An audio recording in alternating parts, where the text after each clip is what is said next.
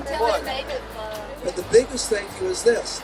The Sea Shepherd does things for others that are living souls, not even needing a thank you in return, because they know they're doing something for someone else, asking absolutely nothing in return. And that's why proudly the Patron family and the Paul Mitchell family support system.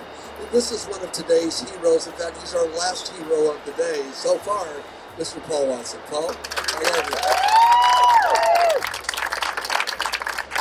Well, we're really proud today to unveil and to launch the John Paul DeJoria. This will be the 9th vessel in the Sea Shepherd fleet. And this vessel will be doing anti-poaching work off of Central America. And of course on to other things, but right now we have a job to protect the sharks, and especially the sharks and other fish which are being illegally exploited around La